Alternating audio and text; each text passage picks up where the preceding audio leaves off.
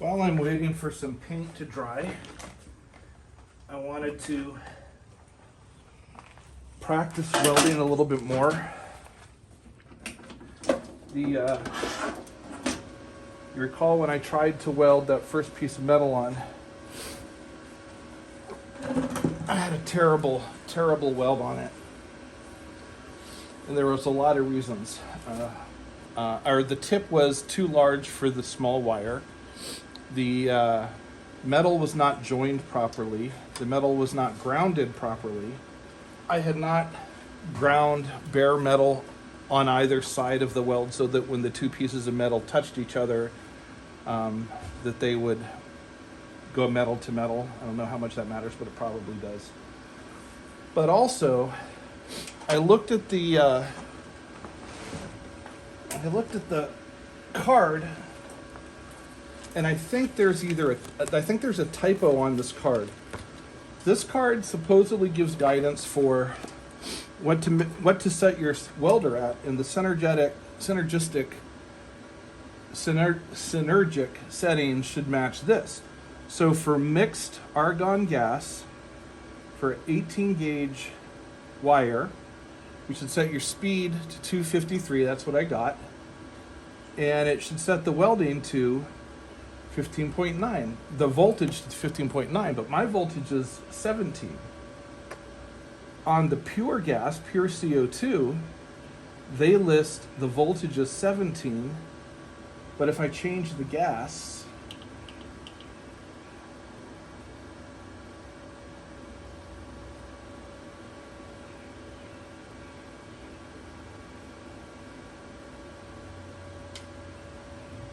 and change the wire, gotcha. It resets the wire. So if I change the gas to CO2 and I set the wire diameter, the voltage drops to 15. So either it's programmed wrong or they printed this wrong. I'm going to go with printing. So if your voltage is too low, the spark is going to burn more deeply for some reason. It's kind of a weird thing. I remember reading about this. If you don't want to burn through, you should turn your voltage up because the electrons spread across the surface of the metal and they pull your energy out this way. So I'm going to leave it on the settings that it has. Now my thick metal is 16 gauge, but I'm pretty sure that this metal is 18 gauge that I took off because I can feel that it's thinner than the metal I'm using for the patches. Also, it's rusted, and that makes it thinner. So I'm going to set this up, and I'm going to give it a shot, and let's see if it doesn't burn through this time, or let's see if I can find some settings where it won't burn through. Let's fire this up and see if it works.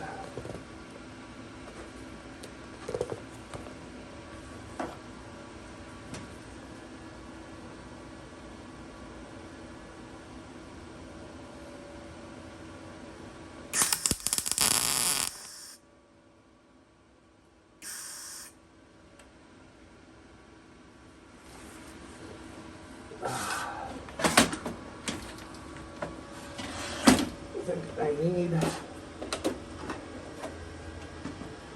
more tension.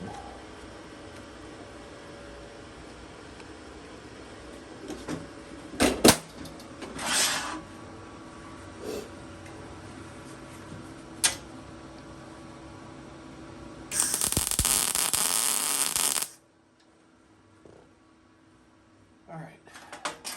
So I did that on a part that has a little bit of a gap.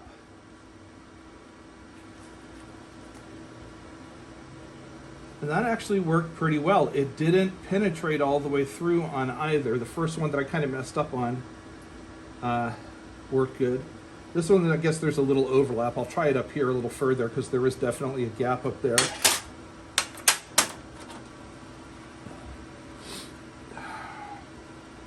Sounded a little rough, like it wasn't hot enough.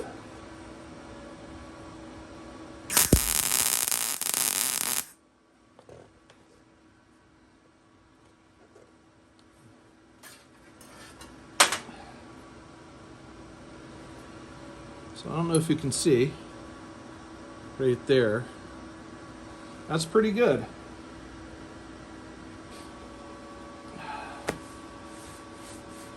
Yeah, I think that'll work just fine. I have another piece of bent metal that I just painted today, so I'm not going to be welding it in until tomorrow if it doesn't rain. It's supposed to rain pretty soon again. It's been beautiful here for once.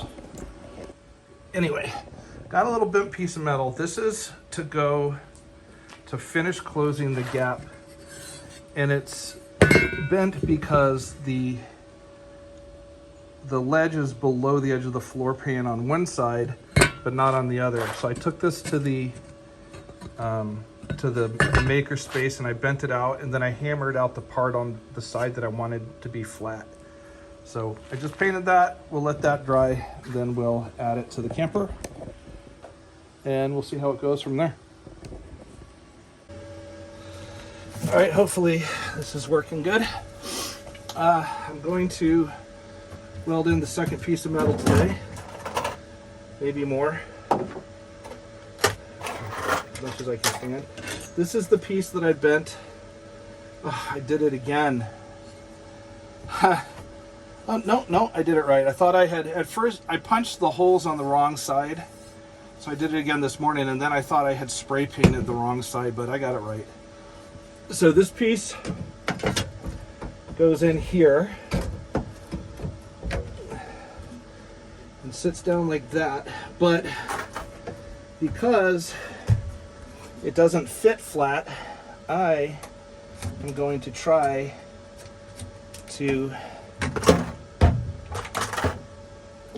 to put a self-tapping screw in to hold it down, because, you know, for my lessons learned, one of the things that I messed up on was not having a good connection with the metal. So I'm going to use I remember from my high school days when kids would be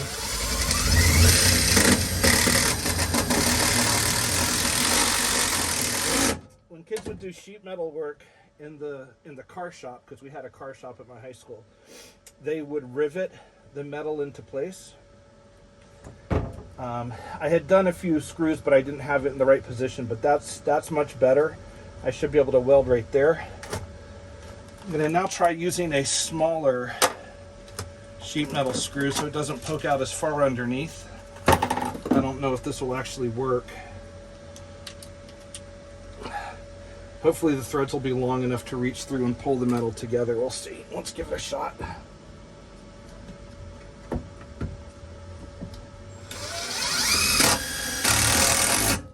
Yeah, that works good. I like it.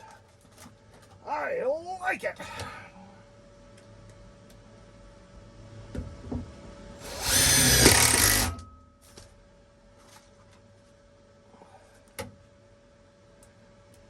I don't think you could just only use sheet metal screws. I don't think it would be strong enough. I'm not sure though. I would feel like you would want welded. So I'm going to weld. I'll probably leave these screws in. Doesn't hurt anything. Unless they're get in the way of something else that I want to put down. Like I have to put down another piece of metal. So actually those might be in the way, so I might take that out actually. Once again, I say I'm going to not do something, and then I say, well, actually, I guess I will have to do that. I put one more right here on the end.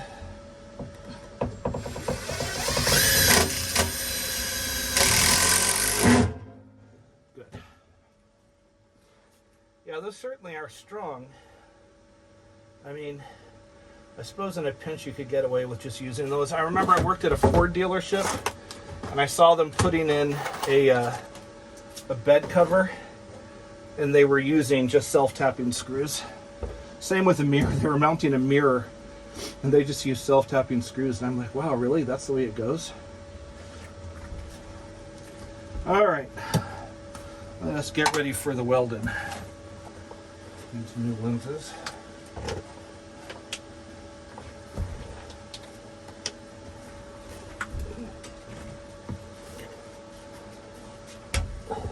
And they're fogging up.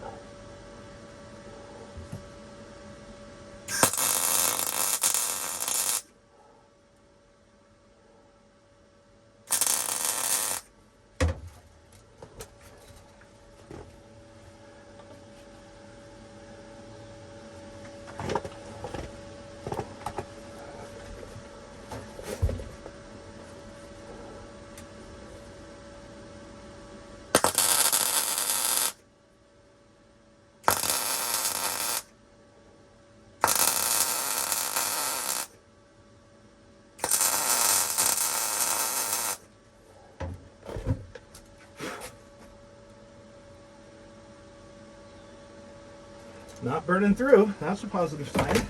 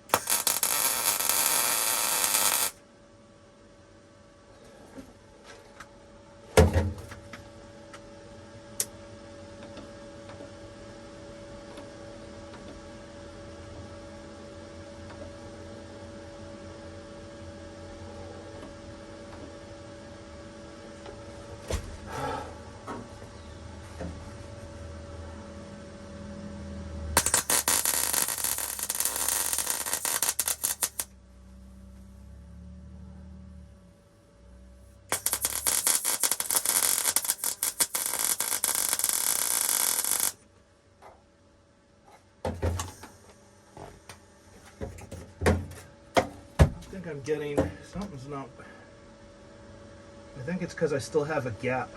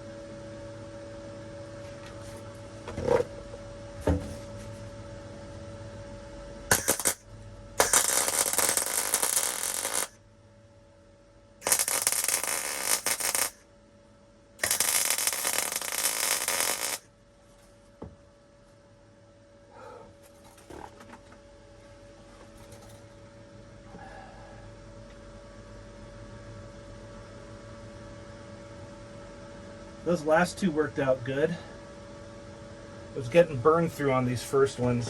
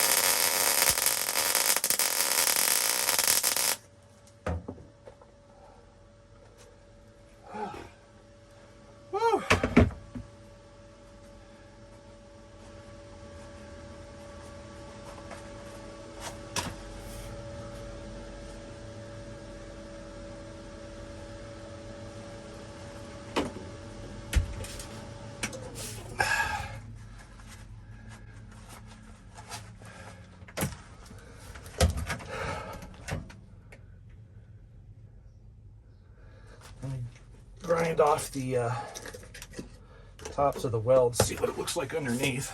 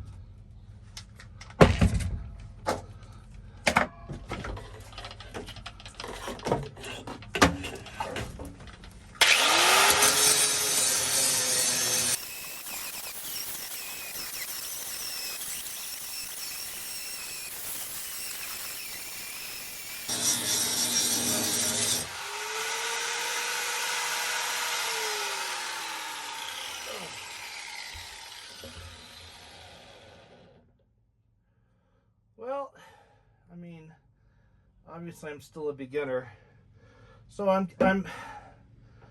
seeing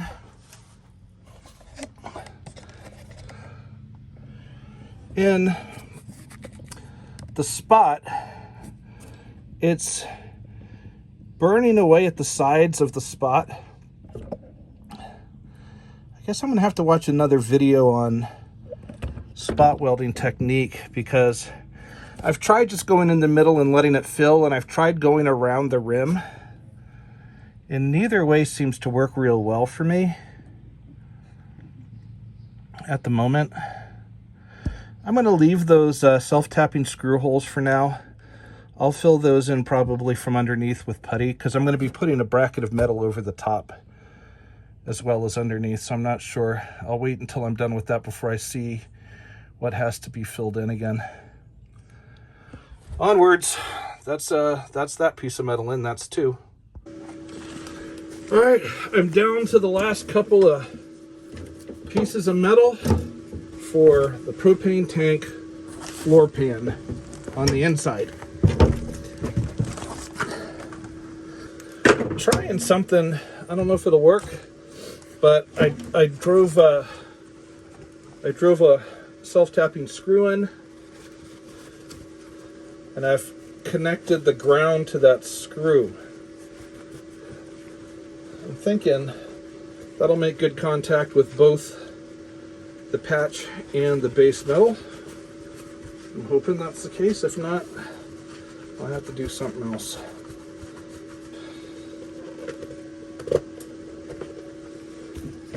Let us see.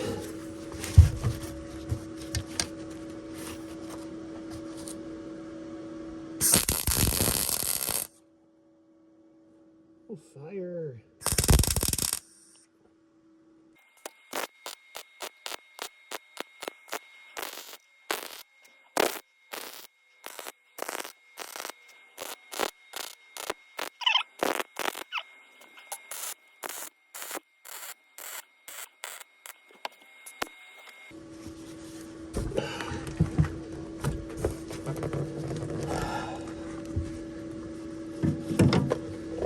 That bolt worked really good, but now it's in the way.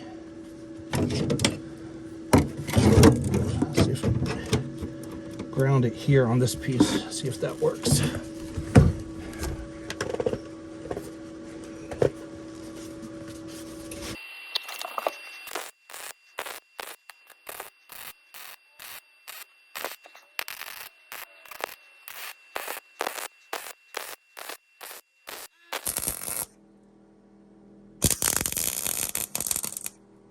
Ow! Oh, right in the air.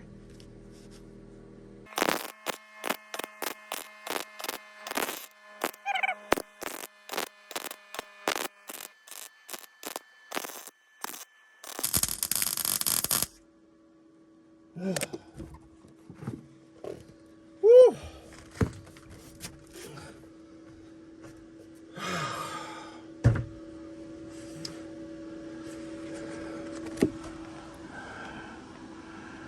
Here you go.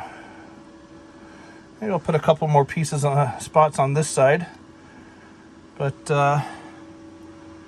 that's about that. On to this other piece.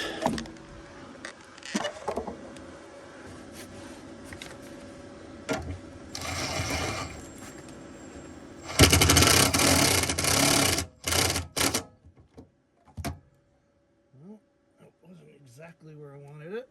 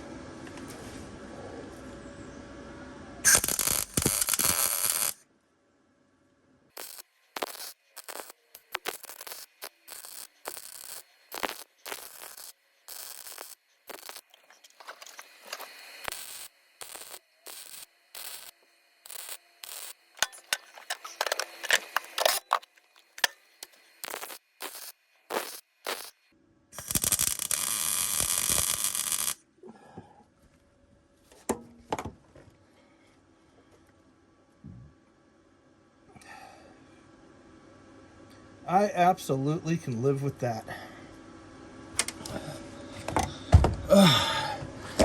All right, we've got that piece in. I've got the piece of angle steel up there. Got that piece in. I've got that patch in. Underneath on the outside I have another angle bracket ready for that other thing, the bent piece. So this is the floor pan done on the inside. I'm gonna grind this stuff down, and when it cools, spray paint it. That was a lot of work to get to this point. The funny thing is, I wasn't planning to do any of this. I started because there's like 3 little other places that have rust holes that they wouldn't inspect the RV because of that. So I was like, okay, I'll just crawl under and fix it. And of course, as you saw, as I started taking things out and I saw how bad the rust was along the edge, I had no choice but to do this. So inside is done. I didn't show myself painting it, but I ground it, I painted it. Next steps are going to be to get underneath and clean up the underside of where all those patches weld in. I bought some body seam sealer that I will seal them from underneath, and then I'll start to try to put the bent piece on. And once that's done, then I'll turn my attention to the wheel well. Hope you've enjoyed it so far. This is really a big project, a lot bigger than I thought I was going to have to do.